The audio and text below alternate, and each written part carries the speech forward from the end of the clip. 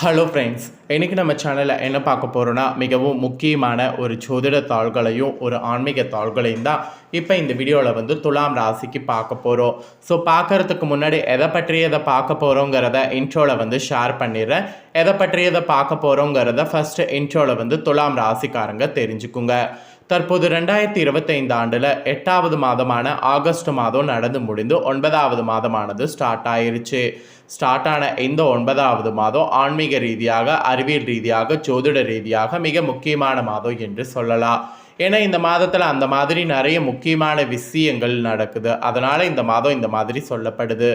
இந்த மாதத்தில் வரக்கூடிய ஒரு சிறப்பான நாள்னால் அது செப்டம்பர் 7ஆம் தேதியே சொல்லலாம்.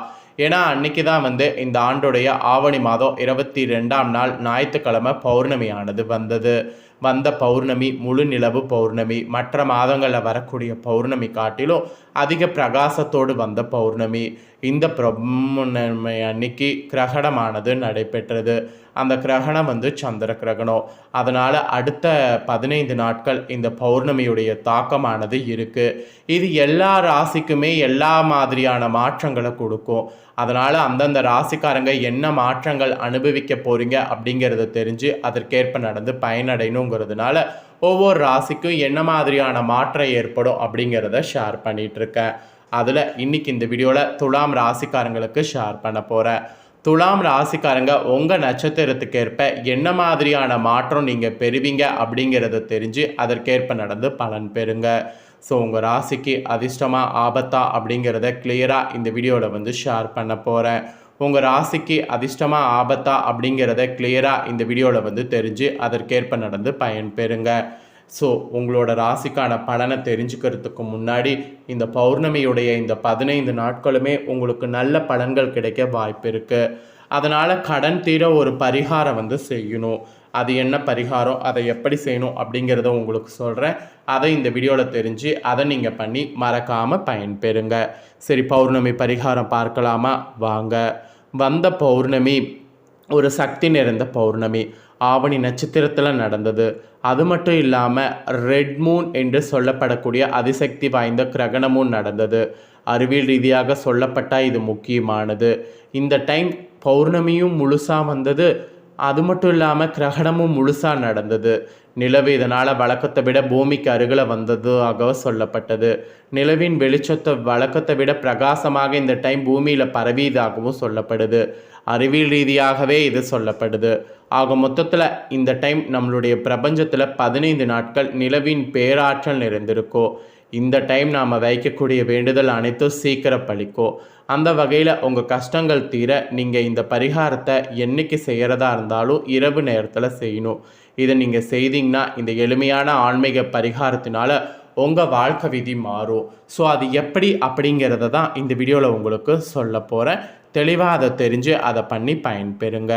எவ்வளவு நல்ல காரியம் செய்தாலும் சரி, பசியோடு இருக்கக்கூடிய ஒரு ஜீவனுக்கு பசியார உணவு போடக்கூடிய அன்னதானம் என்பது எதற்குமே ஈடு இணை இல்லாதது.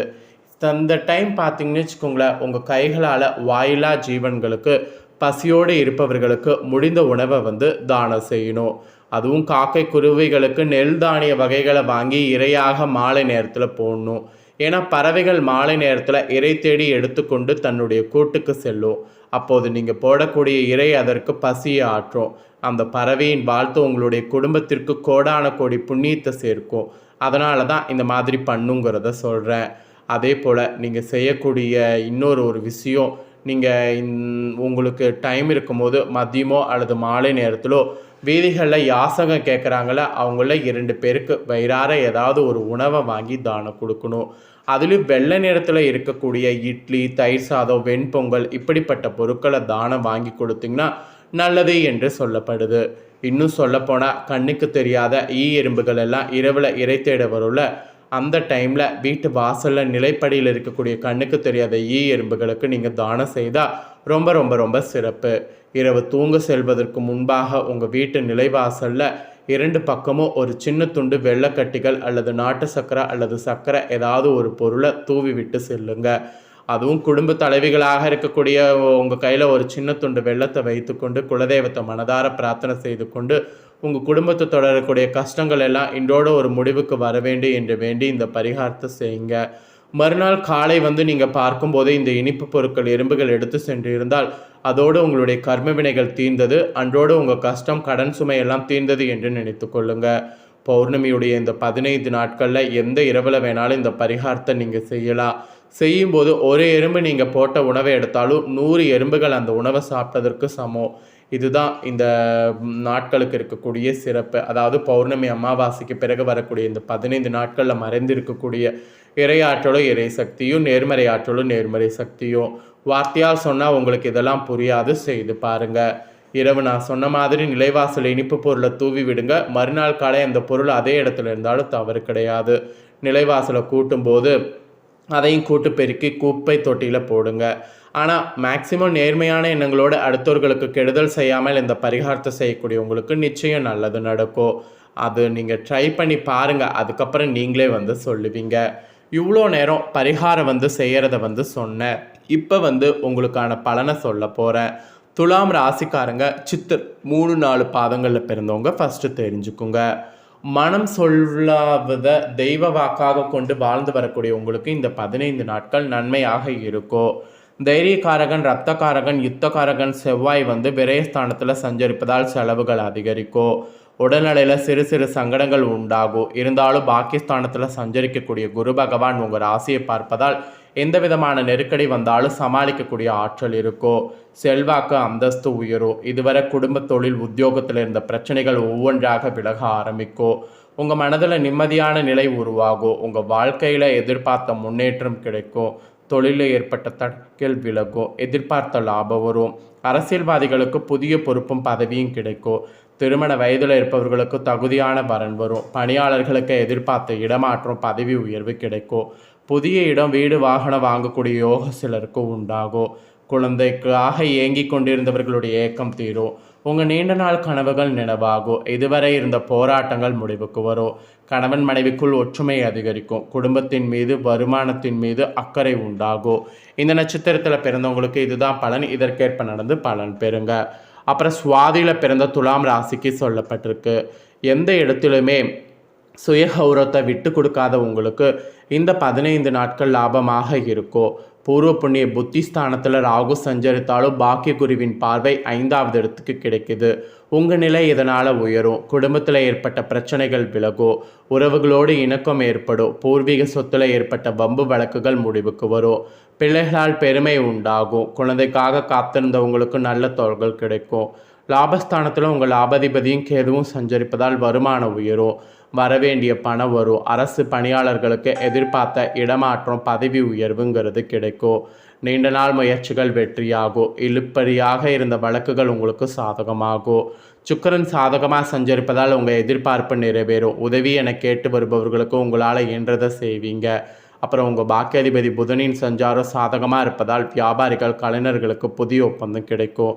வங்கியில் கேட்டிருந்த பணம் கைக்கு வரும். சிலருக்கு புதிய இடம், வீடு வாங்கக்கூடிய முயற்சி வெற்றியாகும். முன்னோருடைய ஆசையும் பெரியோருடைய ஆதரவு உதவியும் கிடைக்கும். எந்த ஒன்றுமே நடைபெறவில்லையே என இத்தனை நாள் ஏங்கி கொண்டிருந்த நிலை மாறும். உங்கள் வாழ்க்கையில் புதிய பாதை தெரியும். வியாபார தொழில் முன்னேற்றம் அடையும். புதிய முயற்சிகளுக்கு கூட லாபம் கிடைக்கும். இதில் பிறந்தவங்களுக்கு இதுதான் பலன். இதற்கேற்ப நடந்து பலன் பெறுங்க. நெக்ஸ்ட்டு துலாம் ராசி விசாக 1, 2, 3 பாதங்களில் பிறந்தவங்களுக்கு சொல்லப்பட்டிருக்கு. நல்ல எண்ணம் கொண்டவரான உங்களுக்கு இந்த ஆவணியுடைய கடைசி பௌர்ணமியுடைய 15 நாட்கள் அதிர்ஷ்டமாக இருக்கும். பாகிஸ்தானத்தில் மங்களகாரகன் குரு சஞ்சரிப்பதால் எடுக்கக்கூடிய முயற்சி வெற்றியாகும். உங்கள் செல்வாக்கு உயரும். புதிய சொத்து சேரும். குடும்பத்தில் இருந்த நெருக்கடி காணாமல் போகும். வேலையில் ஏற்பட்ட பிரச்சனைகள் முடிவுக்கு வரும். எதிர்பார்த்த இடமாற்றம், அப்புறம் பதவி உயர்வு கிடைக்கும். சிலர்லாம் புதிய வீட்டில் குடியேறுவீங்க. குடும்பத்தில் சுப நிகழ்ச்சிகள் நடைபெறும். கணவன் மனைவிக்குள் ஏற்பட்ட பிரச்சனைகள் முடிவிற்கு வரும். இணக்கமான நிலை ஏற்படும். கடன் தொல்லை விலகும். ஜென்ம ராசிக்கு 3ஆம் 5ஆம் இடங்களுக்கு குரு பார்வை உண்டாவதால் சகோதரர்களுடைய ஆதரவு கிடைக்கும். பிரிந்திருந்தவர்கள் ஒன்று சேர்வீங்க. இதுவரை உங்களுக்கு இருந்த நெருக்கடிகள் எல்லாம் இருந்த இடம் தெரியாமல் போகும். ஸோ இதுதான் உங்கள் நட்சத்திரத்துக்கு கிடைக்கக்கூடிய பலன். ஸோ உங்கள் நட்சத்திரத்துக்கு ஏற்ப என்ன பலன் இந்த 15 நாள் பெறுவீங்களோ அதை தெளிவாக இந்த வீடியோவில் வந்து ஷேர் பண்ணிட்டேன். ஷேர் பண்ணதை தெளிவாக இந்த வீடியோவில் உங்களோட ராசிக்கு தெரிஞ்சிருப்பீங்க. தெரிஞ்சதுக்கு ஏற்ப நடந்து பயன்பெறுங்க. இதை உங்கள் ஃப்ரெண்ட்ஸ் ஃபேமிலிக்கு லைக் பண்ணி ஷேர் பண்ணுங்கள். அவங்களும் பார்த்து பயனடையட்டும். இதே போல் புதிய தகவல்களை தெரிந்து கொள்ள சேனலை சப்ஸ்கிரைப் பண்ணுங்கள். வேறொரு வீடியோவில் வந்து உங்களை சந்திக்கிறேன். நன்றி.